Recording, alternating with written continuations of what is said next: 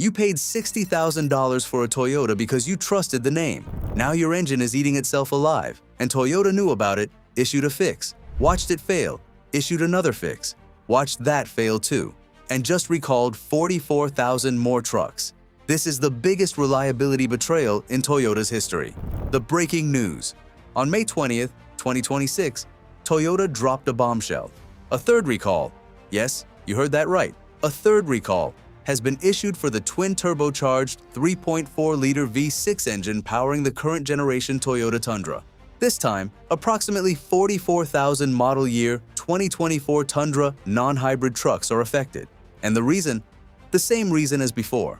Machining debris left inside the engine during manufacturing. Debris that can destroy internal components, seize bearings, and cause complete, catastrophic engine failure while you're driving down the highway. But here's what makes this recall different from the first two. These engines were supposed to be fixed already. Toyota had already implemented additional manufacturing controls specifically designed to prevent this exact problem, and it still happened. Let that sink in for a second. Toyota put in extra safeguards, extra cleaning procedures, extra quality controls, and the engines are still failing. According to Toyota's own official recall notice, and I'm quoting directly here, the engines involved in this new recall were produced using additional controls for removing manufacturing debris. We have found that even after these additional controls, the remaining debris could be sufficient to cause damage to the #1 main bearing and lead to this issue. They tried to fix it. It didn't work. And now, 44,000 more Tundra owners are caught in the crossfire. The timeline of failure. To understand just how bad this has gotten, you need to see the full timeline. Because this disaster didn't happen overnight. It started in May 2024. Toyota issued its first recall for the twin-turbo V6, covering approximately 102,000 vehicles, 2022 and 2023 model year Tundras and Lexus LX models. The problem? Machining debris contaminating the engine assembly. The fix? Full engine replacements for the most severely affected trucks. Then came November 2025, a second recall, this time expanding to 127,000 vehicles, now pulling in the Lexus GX as well.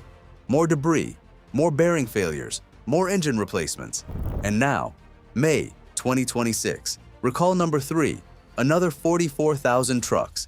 Same root cause, same bearing failures, same devastated owners. Do the math. We are now looking at over 270,000 vehicles recalled across 3 separate campaigns. And that number keeps climbing.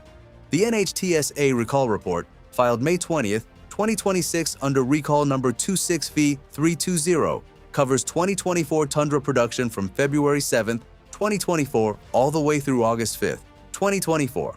And according to Toyota's own investigation, the wear patterns found on bearings from this third batch of engines are identical to the wear patterns found on engines from the first 2 recalls. Identical. After all the fixes, after all the controls, after all the promises. Toyota has repaired more than 77,000 of the 102,000 vehicles from that original May 2024 recall, but for the November 2025 recall and this newest one, no remedy has even been finalized yet. Toyota says they aim to finalize the fix within the next couple of months. Owner notification letters for this latest recall aren't expected until July 2026. So if you own a 2024 Tundra right now, you could be driving a truck with a failing engine, and you might not even know it yet. What's actually going wrong inside the engine? Now let's get into the real meat of this story, because the official machining debris explanation is starting to look like a cover story, and the engineering data tells a much more alarming picture. The engine at the center of all this is the V35A-FTS, Toyota's 3.4-liter twin-turbocharged V6. It replaced the legendary 5.7-liter V8 that powered previous generation Tundras. Toyota marketed it as more powerful, more fuel-efficient, and more modern. But here's what the teardowns and independent analysis are revealing. The #1 main bearing, the bearing that keeps failing, is under enormous pressure in this engine, and there are several reasons why. First, oil viscosity. In North America, Toyota specifies 0W20 weight oil as the only approved viscosity for this engine. That's extremely thin oil. And while thin oil works fine in naturally aspirated engines, this is a forced induction engine, a twin turbocharged engine producing massive cylinder pressures. All that pressure gets hammered through the pistons, through the connecting rods, directly onto the crankshaft. And that razor-thin film of 0W20 oil is the only thing standing between the spinning crankshaft and the bearing shells.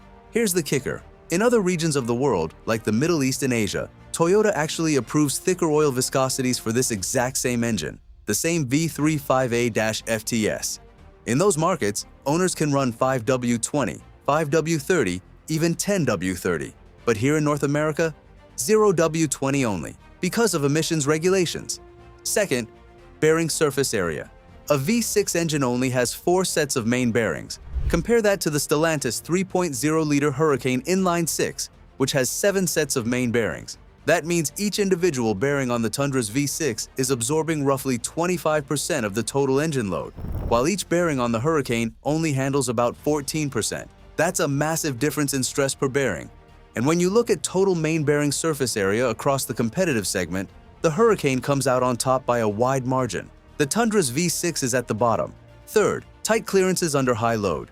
The V35A runs tight internal clearances, which is fine for a naturally aspirated engine. But combined with the high cylinder pressures of forced induction and thin 0W20 oil, those tight clearances leave almost zero margin for error. Any contamination, even microscopic debris, can disrupt the oil film and cause metal-to-metal contact between the crankshaft and the bearing shell. And once that happens, it's over. The engine is done. Compare this to Ford's EcoBoost engines, the 2.7-liter and 3.5-liter, which are also turbocharged but run 5W20 oil and have proven long-term durability, or GM's 2.7-liter TurboMax, which runs 5W30, or the Ram Hurricane Inline-6, also 0W20 but with dramatically more bearing surface area spread across 7 bearing sets. The Tundra's V6 is the outlier, and the failure data proves it.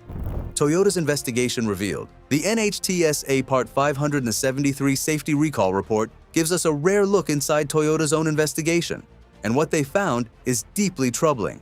From November 2025 to February 2026, Toyota investigated engines produced at their Alabama manufacturing plant, engines that were built with improved manufacturing processes after the first 2 recalls. They studied something called a cam housing clearance change and its effect on bearing pressure. What did they find? That there was a, quote, stack-up of bearing pressure based on variables that included timing chain tension and engine loading scenarios. But critically, this pressure stack-up could not differentiate the newer engines from the ones already recalled. In other words, the newer engines were under the same dangerous bearing pressures as the ones that had already failed. Then from March to May 2026, Toyota and their bearing supplier ran bench tests, physically introducing debris onto bearings and applying simulated engine loads. The results, completed in late April 2026, showed that even a single piece of debris of sufficient size could fatigue the bearing, and the field analysis of bearings from these 2024 engines showed the exact same wear patterns as bearings from the 2022 and 2023 engines that had already failed. Same wear, same failure mode, different model year, different manufacturing controls. Toyota filed this recall on May 14, 2026.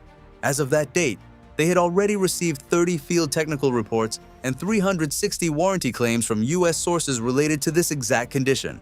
360 warranty claims. And those are just the ones that made it into the official system. If you're finding this information helpful, please hit like button and subscribe. Owner stories and real-world impact. Behind every recall number is a real person with a real truck and a real problem. And the owner stories coming out of Tundra forums and social media are absolutely gut-wrenching. One 2024 Tundra 1794 edition owner, with only 30,000 miles on the clock, experienced a complete engine failure. When they tried to trade the truck in at a Toyota dealership, the Kelley Blue Book value was $54,500. The dealer offered $45,000 and told the owner that the engine failure showing up on the Carfax would devalue the vehicle, essentially asking the owner to take the financial hit for Toyota's manufacturing defect. Other owners have reported waiting weeks or even months for replacement engines due to parts shortages. The demand from 3 separate recall campaigns has completely overwhelmed the supply chain. Forum members have been documenting symptoms for months before Toyota even acknowledged the problem. Metallic debris in oil, engine knocking sounds, sudden warning lights, complete engine shutdowns. Some owners reported their trucks dying on the highway with no warning. And then there's the hybrid situation, which is its own separate outrage. The Tundra iForce Max Hybrid uses the exact same V35A engine with an electric motor integrated into the drivetrain. Hybrid Tundras and hybrid Sequoias have been failing too. Owners have reported complete engine failures, leaving them stranded, but Toyota has not included hybrid vehicles in any of the 3 recalls. Why?